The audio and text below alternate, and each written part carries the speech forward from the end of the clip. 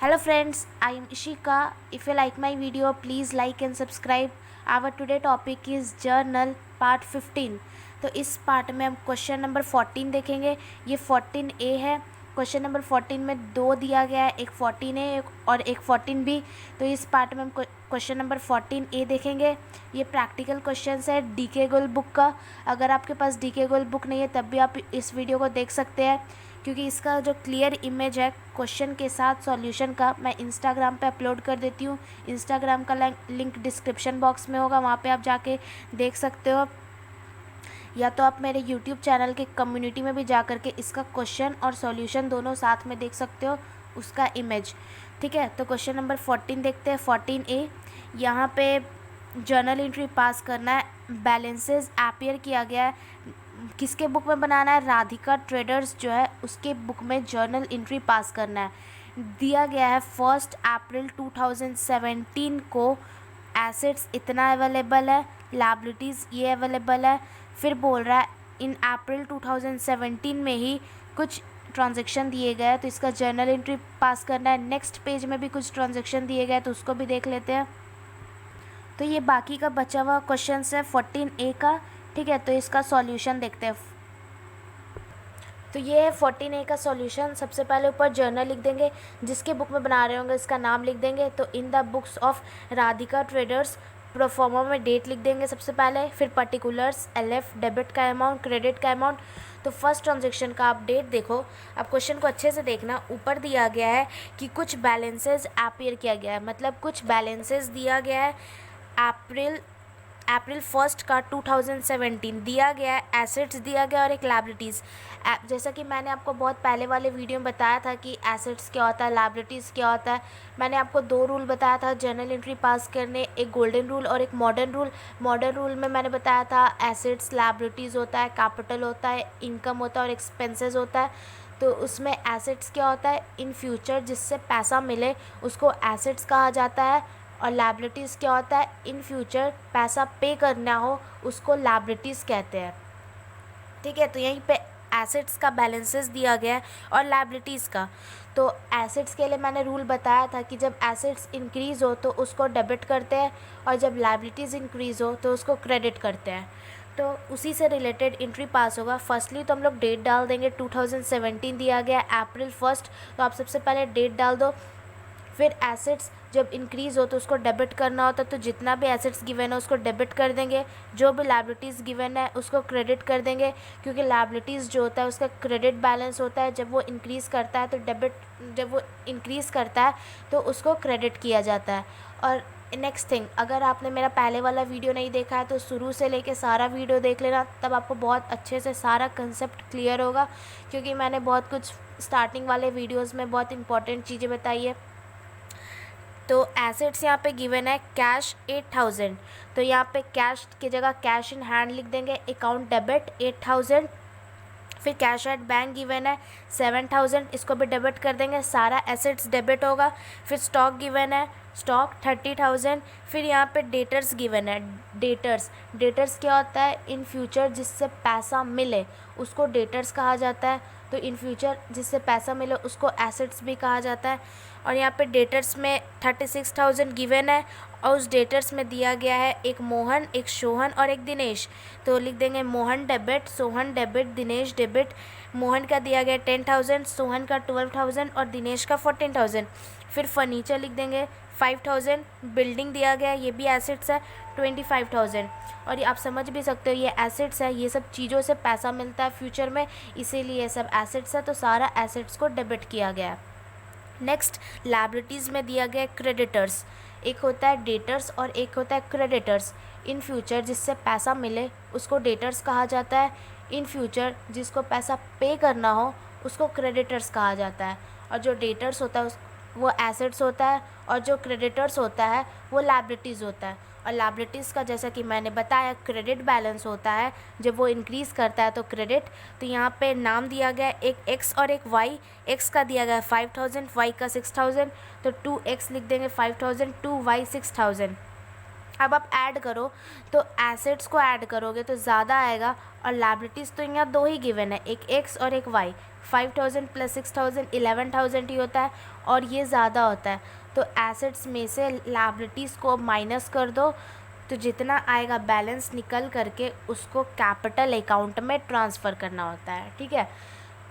तो यहाँ पे कैपिटल अकाउंट लिख दिए, दोनों को माइनस करके जितना आएगा उसको कैपिटल अकाउंट में लिख दो, इससे डेबिट और क्रेडिट इक्वल हो जाएगा। फिर नेक्स्ट नरेशन लिख दो, ओपनिंग एंट्री पास्ट, यहाँ पे जो बैलेंसेस गिवन था उसका ओपनिंग एंट्री पास हो गया। फिर नेक्स्ट देखो, नेक्स्ट दिया गया है इन अप्रैल 2017 के लिए कुछ ट्रांजेक्शन्स दिए गए, तो उसका एंट्री देखते हैं। तो फर्स्ट ट्रांजेक्शन आप देखो दिया गया है अप्रैल 2 का, बोला गया है bought goods of the list price of 6000 from Khanna brothers less 15% trade discount and 2% cash discount and paid 40% price at the same time. तो इसके लिए एक कॉम्बाइन एंट्री पास होगा। एंट्री समझते हैं। फर्स्टली तो दिया गया है कि गुड्स परचेज किया गया, गुड्स बाउट मतलब गुड्स खरीदा गया, गुड्स खरीदने पे बिजनेस में गुड्स कम सीन होगा, इसलिए यहाँ पर डेबिट किया गया है। और मैंने बताया था गुड्स ना लिख करके हम लोग परचेजेस अकाउंट लिखते हैं, इसलिए डेबिट किया गया है। खन्ना ब्रदर्स से परचेस किया गया है तो 2 खन्ना ब्रदर्स लिख देंगे, क्योंकि बिज़नेस क्या ना कर रहा है, गुड्स परचेस करने का काम कर रहा है खन्ना ब्रदर्स से। तो खन्ना ब्रदर्स उस गुड्स को देने का काम कर रहा है, बिज़नेस को एक गिवर की तरह काम कर रहा है, इसलिए खन्ना ब्रदर्स यहाँ पे क्रेडिट हुआ है। क्योंकि गोल्डन रूल में मैंने बताया था आपको कि जो गिवर होता है उसको क्रेडिट करते हैं, जो रिसीवर या गिवर होता है वो पर्सनल अकाउंट की कैटेगरी में जाता है, और यहाँ पे खन्ना ब्रदर्स एक गिवर की तरह काम कर रहा है, इसलिए क्रेडिट हो गया। नेक्स्ट आप देखो 15% ट्रेड डिस्काउंट दिया गया है। ट्रेड डिस्काउंट के लिए कोई स्पेशल एंट्री पास नहीं होता है, डिस्काउंट अलाउड या डिस्काउंट रिसिव्ड उसका डायरेक्टली अमाउंट डिडक्ट करके दिखाया जाता है, मैंने पहले ही बताया। यहाँ पे एक कैश डिस्काउंट भी अवेलेबल है, कैश डिस्काउंट को मेंशन किया जाता है, अगर रिसीव कर रहे होंगे तो क्रेडिट में और अलाउ कर रहे होंगे तो डेबिट में। और दिया गया है 40% प्राइस उसी टाइम पे किया गया, मतलब अप्रैल 2 को ही 40% का अमाउंट पे कर दिया गया। तो पे करने पे जैसे बिज़नेस गुड्स परचेज़ कर रहा है तो उसको पैसा पे करना है, वो उसी दिन पूरा नहीं पे करके 40% ही पे कर रहा है, तो पे करने पे उसका कैश गोज़ आउट होगा, इसलिए कैश अकाउंट को यहाँ पे क्रेडिट किया गया है। और कैश डिस्काउंट मिला है क्योंकि बिज़नेस परचेज़ कर रहा है तो वो डिस्काउंट रिसीव करेगा, बिज़नेस परचेज़ कर रहा है तो पैसा वो पे करेगा, तो पैसा पे करने पे उसको डिस्काउंट मिलेगा जो कि उसके लिए एक इनकम की तरह काम करेगा, और जो इनकम या गेन होता है उसको क्रेडिट करना होता है, इसलिए डिस्काउंट रिसीव्ड अकाउंट यहाँ पे क्रेडिट किया गया है। आई होप अच्छे से समझ में आएगा, अगर नहीं समझ आया तो एक बार वीडियो को फिर से देखना, ज़रूर समझ आएगा। तो एंट्री कैसे पास हुआ वो तो आपको समझ आ गया होगा। इसका अमाउंट समझते हैं। तो ट्रेड डिस्काउंट जब भी गिवन होता है तो जो अमाउंट गिवन होता है 6000 जो कि गिवन है उसको लिस्ट प्राइस मानते हैं, और लिस्ट प्राइस दिया हुआ भी है 6000, उसमें सबसे पहले हम लोग ट्रेड डिस्काउंट को डिडक्ट करते हैं। तो मैं आपको साइड में करके बताती हूँ कैसे होगा। तो 6000 यहाँ पे लिस्ट प्राइस गिवन है, आप लिस्ट प्राइस को कभी भी एंट्री में नहीं लिख सकते हैं, ना ही डेबिट में ना ही क्रेडिट में। लिस्ट प्राइस अगर गिवन है तो ट्रेड डिस्काउंट ज़रूर दिया गया होगा, तो ट्रेड डिस्काउंट का अमाउंट को डिडक्ट करके दिखाया जाता है। तो 6000 का सबसे पहले ट्रेड डिस्काउंट निकाल लेंगे, 15% दिया गया है तो इसका आप सबसे पहले 15% निकाल लो, तो आ जाएगा 900। 6000 का सबसे पहले 15% ट्रेड डिस्काउंट निकाले तो आ गया 900। 6000 लिस्ट प्राइस है, 900 ट्रेड डिस्काउंट निकल के आया, दोनों को माइनस कर दो तो आ जाएगा 5100। तो इस 5100 को डेबिट में डाल दो, क्योंकि इतना का ही गुड्स परचेज़ किया गया, इतना लिस्ट प्राइस गिवन था। लिस्ट प्राइस का अमाउंट को कभी नहीं लिखते, ट्रेड डिस्काउंट माइनस करके लिखेंगे तो आएगा 5100, मींस इतना का बिज़नेस परचेज़ किया तो इन फ्यूचर इतना ही पे करना था, लेकिन बिज़नेस जो है उसी दिन इतना ना पे करके दिया गया है कि 40% का ही प्राइस पे किया, तो इसका 40% निकाल लो। तो देखो आएगा 5100 का 40% निकालोगे तो आ जाएगा 2040। ध्यान से समझना, मैं एक बार फिर से बताती हूँ आपको। 6000 लिस्ट प्राइस गिवन है, उसका 15% सबसे पहले निकालो तो आएगा 900। 6000 यहाँ पे लिस्ट प्राइस गिवन है, 900 यहाँ पे ट्रेड डिस्काउंट निकल करके आया, दोनों को माइनस करो तो आएगा 5100। कहने का मतलब है ये जो 5100 है इतना का गुड्स परचेज़ किया गया, बिज़नेस परचेज़ किया तो इन फ्यूचर या उसी दिन वो इतना ही पे करेगा। तो इतना ना पे करके वो उसी दिन उसी टाइम पे 40% पे कर रहा है, तो इतना का 40% निकाल लो तो आएगा 2040। कहने का मतलब है बिज़नेस उसी टाइम उसी दिन इतना पे कर रहा है, और इतना जो पे कर रहा है ना, तो उसके बदले उसको 2% का कैश डिस्काउंट मिला। दिया गया है क्वेश्चन में, आप देखो 2% कैश डिस्काउंट मिला जितना वो पे कर रहा है। तो नेक्स्ट थिंग आप क्या करो, 2000 जो 40 है ना, यहाँ पे मैं करके दिखाती हूँ। जो 2040 है इतना पे कर रहा है, उसी दिन पे कर रहा है, उसी टाइम पे कर रहा है, ये 40% निकल के आया था। तो जितना पे कर रहा है ना, इतना पे कर रहा है, तो उसको 2% का कैश डिस्काउंट मिला। तो अब इसका 2% निकाल लो। तो 2% अगर आप निकालोगे तो आप निकाल के देख लेना 41 आएगा। आप अपने से कैलकुलेट करके देख लेना, कुछ पॉइंट में करके आएगा तो उसको 41 माना जाएगा। तो डिस्काउंट रिसीव्ड अकाउंट में 41 डाल देंगे। तो नेक्स्ट क्या करना है, 2040 पे कर रहा था, 40% मतलब वो इतना का कैश पे कर रहा था, तो बदले में उसको 41 डिस्काउंट मिला। तो 2040 में से 41 आप माइनस कर दो तो आएगा 1999। कहने का मतलब है बिज़नेस इतना का ही कैश पे किया उसी टाइम। तो कैश अकाउंट में डाल देंगे, तो परचेजेस अकाउंट में इतना डाल देंगे, कैश अकाउंट में इतना डाल देंगे, डिस्काउंट रिसीव में इतना डाल देंगे। कैसे इतना डालेंगे मैंने अच्छे से एक्सप्लेन किया है। नेक्स्ट खन्ना ब्रदर्स में कितना डालेंगे, तो आप कुछ नहीं करो, आप डेबिट का अमाउंट देखो 5100 है, क्रेडिट का अमाउंट ये दोनों को ऐड कर दो, क्योंकि ये तो हमने नहीं ना निकाला, हमने ये अमाउंट निकाला, ये अमाउंट निकालो, तो दोनों को ऐड कर दो। लास्टली डेबिट में से क्रेडिट का माइनस कर दो तो आपका ये अमाउंट निकल जाएगा। कहने का मतलब है खन्ना ब्रदर्स को इन फ्यूचर इतना और पेमेंट करना बाकी है, क्योंकि क्या ना हो रहा है, बिज़नेस तो परचेज़ कर रहा है इतना का, तो इतना ही उसको टोटल पे करना है, लेकिन वो पूरा ना पे करके सिर्फ 40% ही पे करना है। कहने का मतलब 60% उसको और पे करना है, जो कि वो फ्यूचर में करेगा। तो निकल गया कि कितना फ्यूचर में पे करना है, 3060 इन फ्यूचर में खन्ना ब्रदर्स को पे करना है, जो कि एक लायबिलिटीज़ की तरह काम कर रहा है, इसलिए क्रेडिट हुआ है। लायबिलिटीज़ जब इंक्रीज तो क्रेडिट। तो आपको अच्छे से समझ में आ गया होगा। आपको कुछ नहीं, पहले परचेजेस अकाउंट में निकाल लो कितना जाएगा, फिर कितना पे करना है, तो 40% ही पे करना था, 2040 पे कर रहा था उस टाइम, लेकिन इतना पे कर रहा था, तो बदले में इतना का डिस्काउंट मिल गया। तो डिस्काउंट को क्या करते हैं, माइनस किया जाता है। इतना पे कर रहा था बिना इतना डिस्काउंट, कहने का मतलब है इतना पे कर रहा है तो उसको कैश अकाउंट में डाल देंगे, क्योंकि उतना का कैश गोज़ आउट हो रहा है। तो अच्छे से समझ आ गया होगा। About goods and discount receive narration में डाल दो। तो नेक्स्ट देखते हैं। नेक्स्ट ट्रांजैक्शन में दिया गया है अप्रैल 3 का दिया गया है, received a draft from Mohan in full settlement and deposited it into bank. तो इसको अच्छे से समझना, यहाँ बोल रहा है कि रिसीव किया गया एक ड्राफ्ट मोहन से फुल सेटलमेंट पे और उसको बैंक में डिपॉजिट कर दिया गया। रिसीव कितना किया गया है, 9750 का।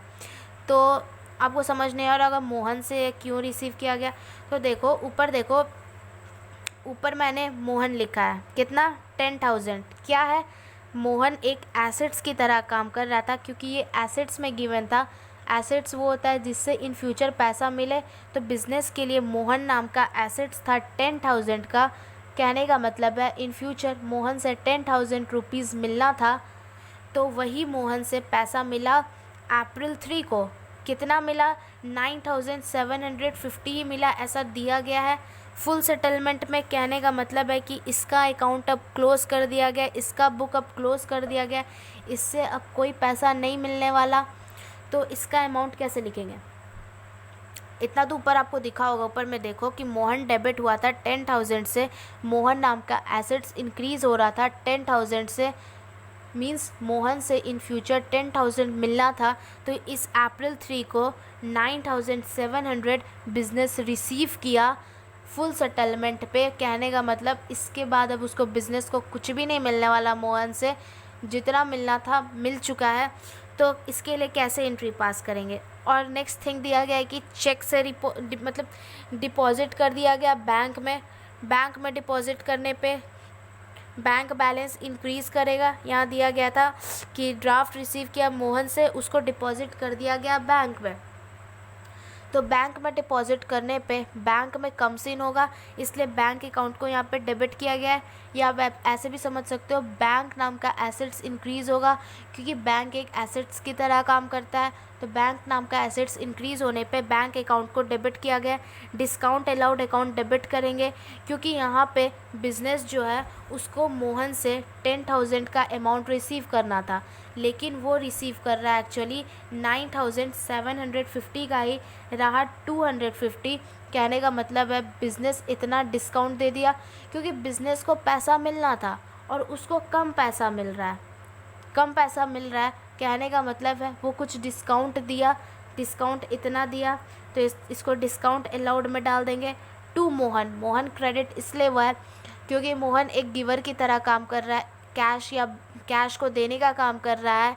तो मोहन एक गिवर की तरह काम कर रहा है, इसलिए मोहन में चला जाएगा 10,000। तो एंट्री तो आपको समझ में आ गया होगा। नेक्स्ट नरेशन लिख दो। Receive cheque from Mohan deposited into bank. Bank में डिपॉजिट कर दिया गया, इसलिए बैंक अकाउंट यहाँ पे लिखे है, कैश नहीं लिखे है। तो समझ में आ गया होगा। एसेट्स के लिए मैंने बताया था कि जब एसेट्स इंक्रीज़ हो तो उसको डेबिट करना होता है। यहाँ पे मोहन नाम का एसेट्स इंक्रीज़ हो रहा था 10,000 से, अब वो मोहन नाम का एसेट्स ख़त्म हो चुका है 10,000 का, इसलिए 10,000 से क्रेडिट कर दिया गया है। पैसा जितना मिला उतना बैंक अकाउंट में डाल देंगे, जितना डिस्काउंट अलाउ किया गया डिस्काउंट अलाउड अकाउंट में डाल देंगे। नेक्स्ट आगे मेरे कॉपी में स्पेस नहीं है, तो आपको कैसे टोटल करना होता है, एक लाइन खींच दो, CF लिख दो, कैरी फॉरवर्ड, डेबिट का अमाउंट और क्रेडिट का अमाउंट को जोड़ दो। 1,26,100 डेबिट, 1,26,100 क्रेडिट। तो नेक्स्ट एंट्री नेक्स्ट पेज में देखते हैं। नेक्स्ट एंट्री स्टार्ट करने से पहले सबसे पहले BF लिख देंगे, ब्रॉड फॉरवर्ड, 1,26,100 डेबिट, 1,26,100 क्रेडिट। फिर अप्रैल 5 लिख देंगे। नेक्स्ट ट्रांजेक्शन दिया गया है, purchase goods from Suresh of the list price of 8,000 at 20% trade discount and paid him by cheque. यहाँ पे बिजनेस गुड्स परचेज किया सुरेश से, क्रेडिट पे परचेज नहीं किया गया है, क्योंकि यहाँ पे दिया गया है कि चेक से उसको पेमेंट कर दिया गया है, इसलिए क्या क्रेडिट में परचेज नहीं किया गया है।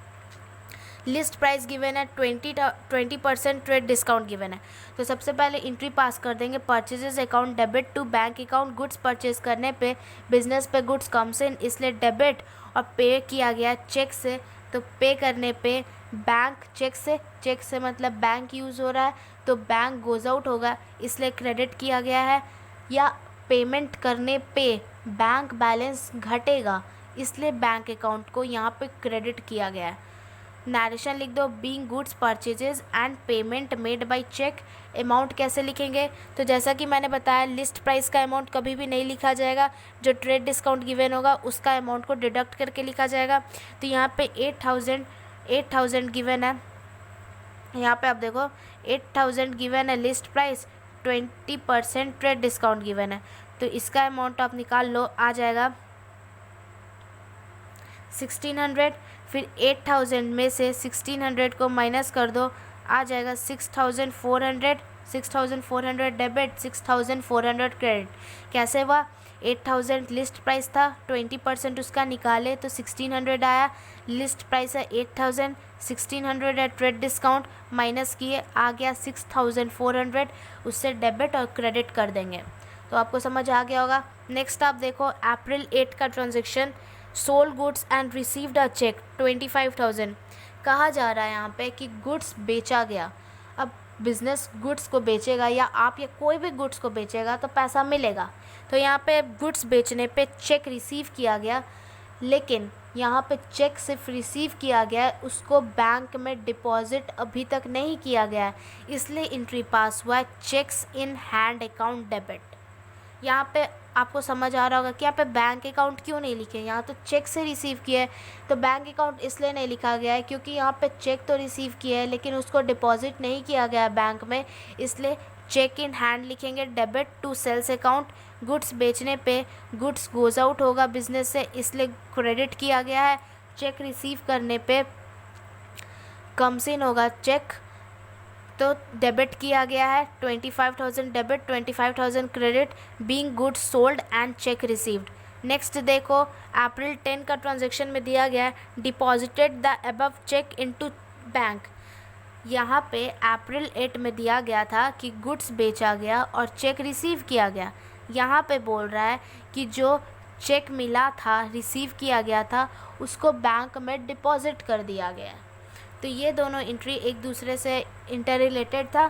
तो यहाँ पे चेक डिपॉजिट करेंगे अगर बैंक में तो बैंक बैलेंस बढ़ेगा, बैंक नाम का एसेट्स इंक्रीज़ करेगा, बैंक में कम से होगा, इसलिए बैंक अकाउंट को यहाँ पे डेबिट किया गया है और checks in hand account credit हो जाएगा क्योंकि यहाँ पे डेबिट हुआ था चेक रिसीव करने पे। अब उस चेक को बैंक में जमा कर दिया गया तो checks in hand account debit जो था वो क्रेडिट में चला जाएगा। नरेशन हो जाएगा being check deposited into bank, और यही वाला चेक जो रिसीव किया गया था 25,000 का उसी को बैंक में डिपॉजिट किया गया तो 25,000 से ही डेबिट और क्रेडिट कर देंगे। तो यहाँ समझ आ गया होगा आपको। नेक्स्ट आप देखो अप्रैल 12 का, यहाँ दिया गया है Sohan deposited in our bank account 4,000। यहाँ पे बोल रहा है कि सोहन नाम का एक बंदा है जो कि डिपॉजिट कर रहा है हमारे बैंक में। हमारे बैंक मतलब बिज़नेस के बैंक में। तो बैंक में डिपॉजिट करने पे बैंक बैलेंस इंक्रीज़, इसलिए बैंक अकाउंट यहाँ पे डेबिट किया गया है। सोहन इस अमाउंट को डिपॉजिट कर रहा है तो वो डिपॉजिट करने का काम कौन कर रहा है? सोहन। तो वो एक गिवर की तरह काम कर रहा है, इसलिए सोहन को यहाँ पे क्रेडिट कर दिया गया। 4,000 से डेबिट और क्रेडिट हो जाएगा क्योंकि 4,000 का अमाउंट गिवन है। नरेशन हो जाएगा अमाउंट डिपॉजिटेड बाय सोहन। कोई सोहन नाम का बंदा है वो अमाउंट डिपॉजिट कर रहा है, तो ये डिपॉजिट करने का काम कर रहा है, एक गिवर की तरह काम कर रहा है, इसलिए इसको क्रेडिट किया गया है। नेक्स्ट है अप्रैल 16, यहाँ दिया गया है paid income tax by cheque 5,600। यहाँ पे बोला जा रहा है कि इनकम टैक्स को चेक से पे किया जा रहा है। तो यहाँ पे बिज़नेस अपना इनकम टैक्स पे नहीं कर रहा है। जैसा कि मैंने आपको पहले वाले वीडियो में बताया था कि एक होता है बिज़नेस और एक होता है बिजनेसमैन, दोनों हमेशा अलग अलग होता है। जितना भी हम लोग एंट्री पास करते हैं सारा बिज़नेस के हिसाब से होता है, बिजनेसमैन के हिसाब से नहीं होता है। और यहाँ पे बोला जा रहा है कि इनकम टैक्स तो पे किया जा रहा है, चेक से पे किया जा रहा है, और ये जो इनकम टैक्स होता है ये बिजनेसमैन का है, तो बिज़नेस उसको पे करेगा।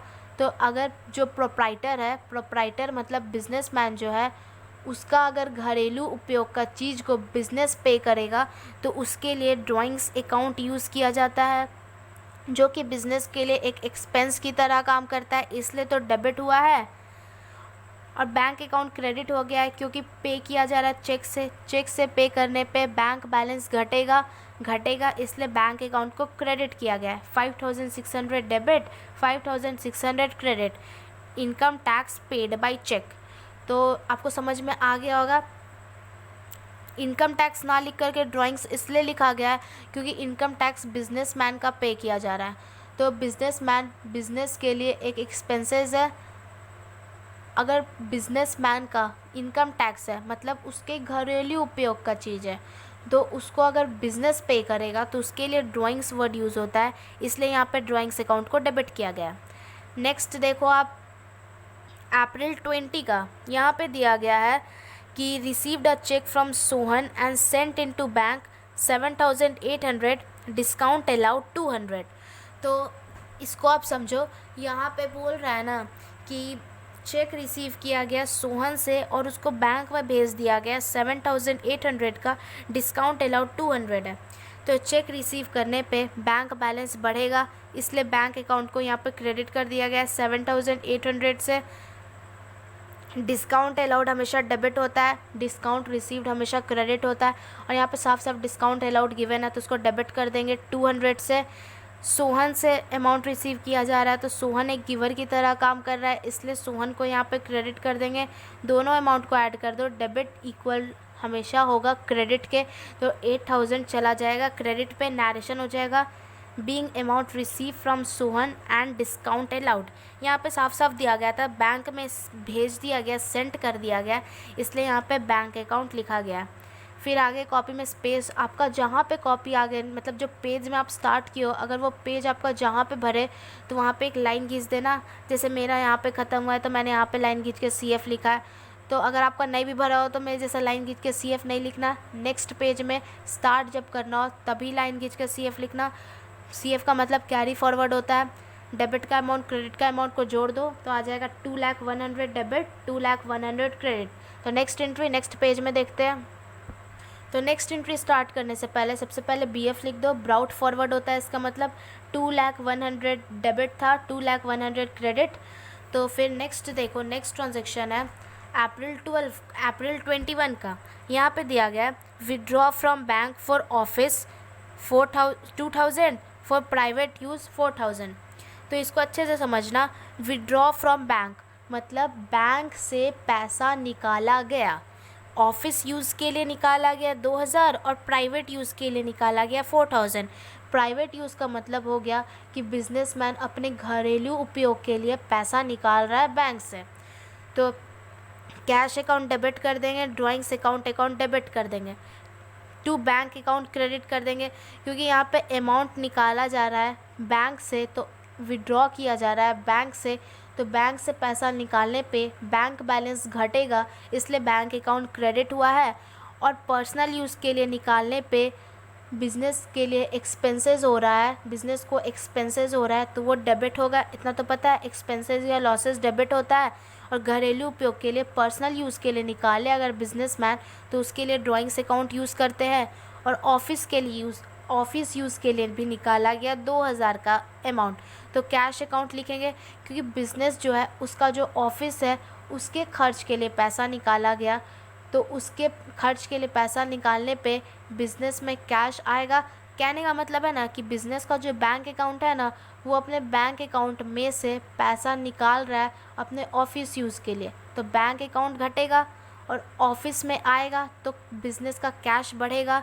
कैश में कम से ना होगा, इसलिए कैश अकाउंट यहाँ पे डेबिट किया गया है। पर्सनल यूज़ के लिए 4,000 निकाला जा रहा है, तो ये एक्सपेंसेस है बिज़नेस के लिए। और कैश अकाउंट डेबिट इसलिए हुआ है क्योंकि बिज़नेस में ऑफिस यूज़ के लिए निकालने पे कैश आ रहा है कम से, इसलिए 2,000 से डेबिट किया गया है। दोनों अमाउंट को ऐड कर दो, 6,000 से क्रेडिट हो जाएगा। Debit always equals to credit. फिर नरेशन लिख दो, amount withdrawn for office use and personal use. ठीक है, समझ आ गया होगा। नेक्स्ट आप देखो, नेक्स्ट दिया गया है अप्रैल 23 का transaction. Send a cheque to X in full settlement of his account, 4,900 given है। तो आप क्या ना करो, आप क्वेश्चन जो है ना आपके पास 14A, तो उसमें सबसे ऊपर जाके आप देखो तो एक एसेट्स का कुछ कुछ गिवन था, एसेट्स का कुछ कुछ बैलेंसेस गिवन था और कुछ लायबिलिटीज़ का बैलेंसेस गिवन था। तो लायबिलिटीज़ में क्रेडिटर्स गिवन था, उसमें एक X नाम का क्रेडिटर्स था और एक Y नाम का क्रेडिटर्स था। X नाम का क्रेडिटर्स जो था 5,000 का और Y नाम का क्रेडिटर्स जो था 6,000 का। तो यही अप्रैल 23 वाले ट्रांजैक्शन में बोल रहा है कि चेक भेजा गया X को फुल सेटलमेंट पे। चेक कितना का भेजा गया, 4,900 का। तो जैसा कि लायबिलिटीज़ में X में गिवन था 5,000, कहने का मतलब है कि जो लायबिलिटीज़ में गिवन है X का 5,000 मतलब बिज़नेस का वो लायबिलिटीज़ है। कहने का मतलब है बिज़नेस के लिए X नाम का लायबिलिटीज़ है 5,000 का। कहने का मतलब है बिज़नेस को इन फ्यूचर X नाम का बंदा को 5,000 पे करना है। तो वो क्या ना किया, अप्रैल 23 को वो एक चेक भेजा X को 4,900 का। तो यहाँ पे बिज़नेस के लिए लायबिलिटीज़ था, कहने का मतलब है बिज़नेस को इन फ्यूचर X नाम का बंदा को पे करना था, तो वही वो पेमेंट किया है, तो उसी के लिए एंट्री पास करना है। तो पेमेंट करने पे यहाँ पे चेक भेजा है, चेक से जब भी पेमेंट हो तो बैंक यूज़ करेंगे। तो पेमेंट अमाउंट पे किया जा रहा है X को चेक से पे करने पे बैंक बैलेंस घटेगा, इसलिए बैंक अकाउंट को क्रेडिट किए हैं। 4,900 से क्रेडिट इसलिए हुआ है क्योंकि यहाँ पे बोल रहा है कि 4,900 का ही चेक भेजा गया, X को भेजा गया। तो X क्या कर रहा है, उस चेक को रिसीव करने का काम कर रहा है, क्योंकि बिज़नेस चेक तो भेज रहा है, X को भेज रहा है, तो एक्स जो है एक रिसीवर हो गया, इसलिए उसको डेबिट किया गया है। और डिस्काउंट रिसीव क्रेडिट इसलिए किया गया है क्योंकि फुल सेटलमेंट पे पैसा भेजा जा रहा है 4900 का ही। बट एक्चुअली आप लायबिलिटीज़ में जा कर के देखो तो एक्स को पे करना था 5000 का, लेकिन बिज़नेस जो है वो 4900 ही पे कर रहा है, 100 रुपया कम पे कर रहा है। तो बिज़नेस के लिए वो इनकम की तरह काम कर रहा है, इसलिए क्रेडिट हुआ है डिस्काउंट रिसीव्ड अकाउंट के नाम से। तो क्रेडिट पे बैंक में है 4900, डिस्काउंट रिसीव में 100, दोनों को ऐड कर दो आ जाएगा 5000। नरेशन लिख दो, amount paid to X through cheque in full settlement, मतलब डिस्काउंट रिसीव था। ठीक है, समझ आ गया होगा। नेक्स्ट आप देखो अप्रैल 27 का ट्रांजैक्शन, यहाँ दिया गया cheque of Sohan returned by the bank as dishonoured. यहाँ पे बोल रहा है कि जो सोहन का चेक था वो बैंक रिटर्न कर दिया, डिसऑनर हो गया मतलब। तो आपको कुछ समझ नहीं आ रहा होगा कि क्या क्या दिया हुआ है, तो मैं आपको एक्सप्लेन करती हूँ। आप जो है ना सबसे पहले जा कर के देखो अप्रैल 20 वाला ट्रांजैक्शन, वहाँ पे दिया गया कि था कि सोहन से एक चेक रिसीव किया गया 7800 का, डिस्काउंट अलाउड में गिवन है 200। मैं आपको दिखा भी देती हूँ एक बार। ये देखो अप्रैल 27 वाला ट्रांजैक्शन, ये हमको देखना है कैसे पास हुआ है। तो मैं आपको एक ट्रांजैक्शन दिखाती हूँ जो कि पीछे वाले पेज में, तो मैं आपको अच्छे से दिखाती हूँ तो आपको समझ में अच्छे से आएगा। तो आप ये अप्रैल 20 वाला ट्रांजैक्शन देखो और इसका ट्रांजैक्शन देखो। ये तो एंट्री बुक में ट्रांजैक्शन देखो, कहा जा रहा था कि एक चेक रिसीव किया जा रहा है सोहन से 7800 का और डिस्काउंट अलाउड था 200।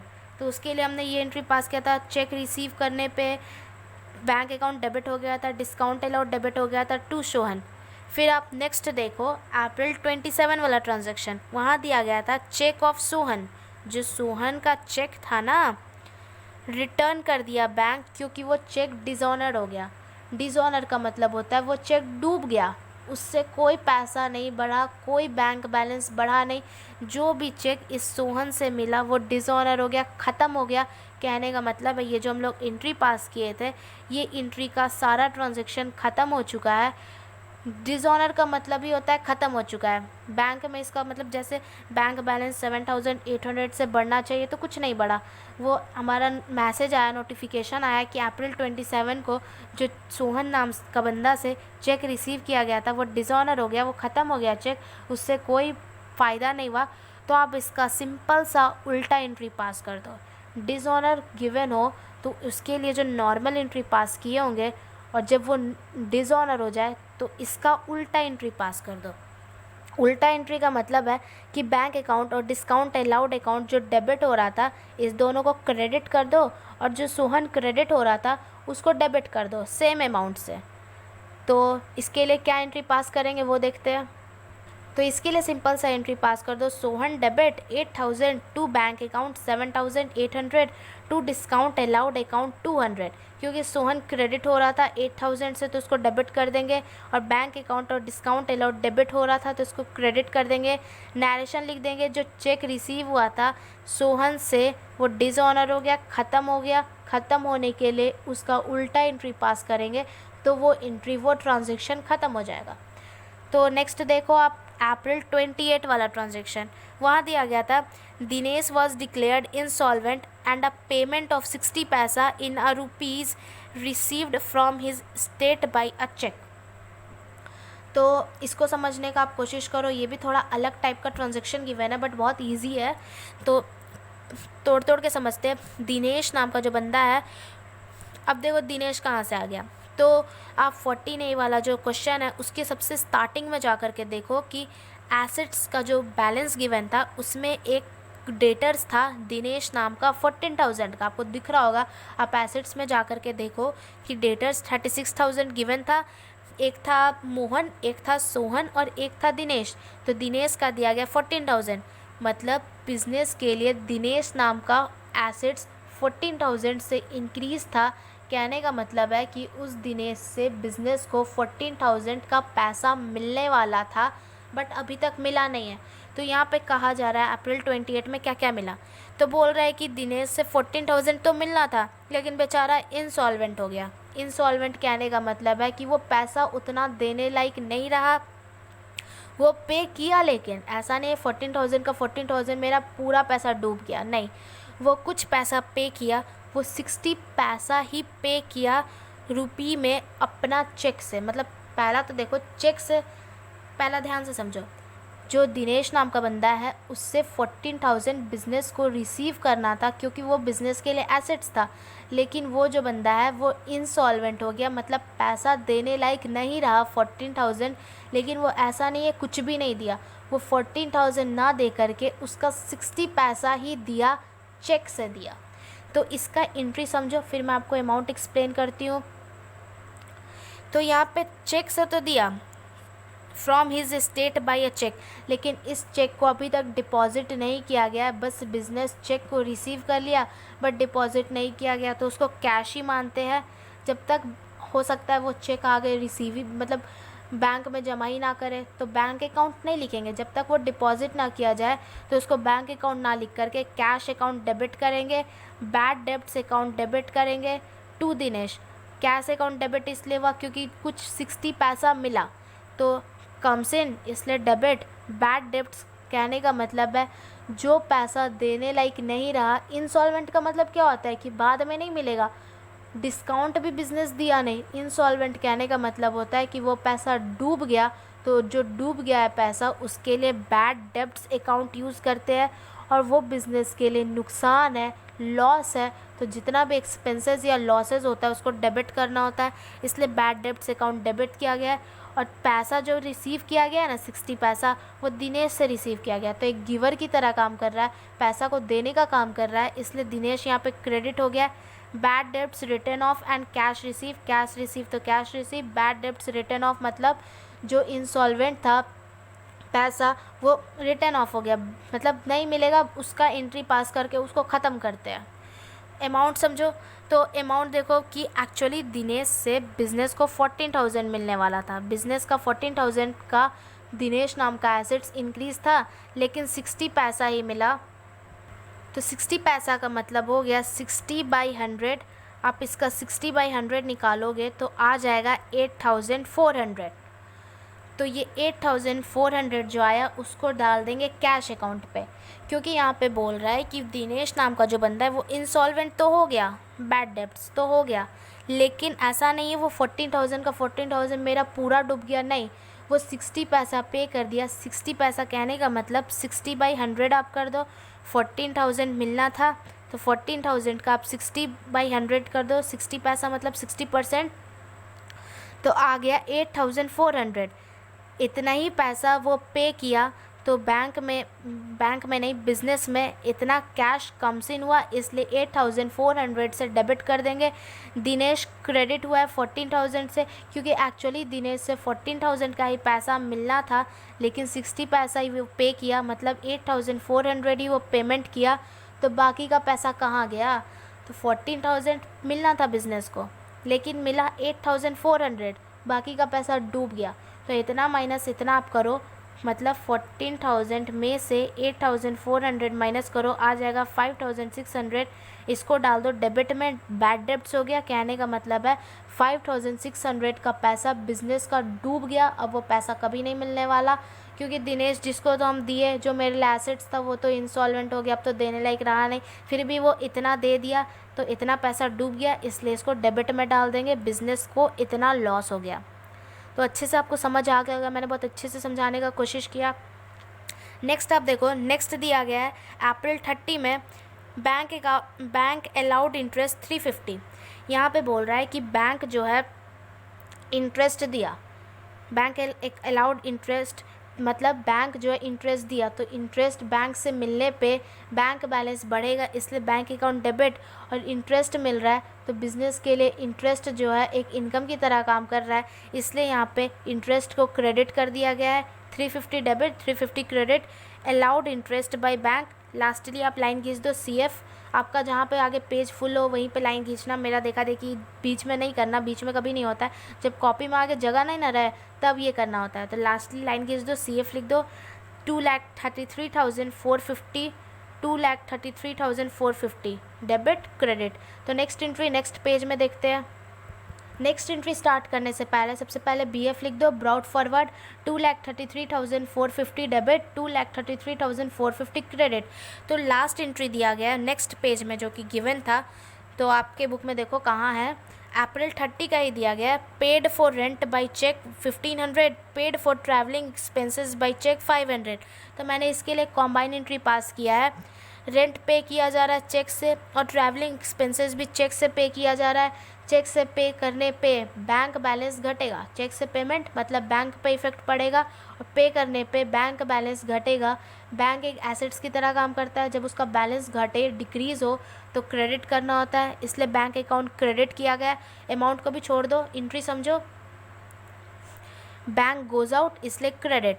मैंने मॉडर्न रूल, गोल्डन रूल, सारे रूल्स आपको बता दिया कि आपको अच्छे से समझ आए। और रेंट और ट्रैवलिंग एक्सपेंसेस बिजनेस के लिए एक एक्सपेंसेस की तरह काम कर रहा है, इसलिए दोनों को डेबिट कर दो। रेंट का गिवन है 1500, ट्रैवलिंग एक्सपेंसेस का गिवन है 500, दोनों को ऐड कर दो, आ जाएगा 2000। 2000 का बैंक एक्सपेंसेस पे किया चेक से, तो नरेशन हो जाएगा paid expenses by cheque. Lastly total कर दो, डेबिट और क्रेडिट, डेबिट हमेशा इक्वल होगा क्रेडिट के, तो टोटल आ जाएगा 2,35,450, 2,35,450 डेबिट इक्वल टू क्रेडिट। तो हमारा क्वेश्चन नंबर 14A यहीं ख़त्म होता है। 14B नेक्स्ट पार्ट में देखेंगे। वीडियो अगर पसंद आए तो लाइक करो, शेयर करो, कमेंट करो और सब्सक्राइब करना भूलना नहीं।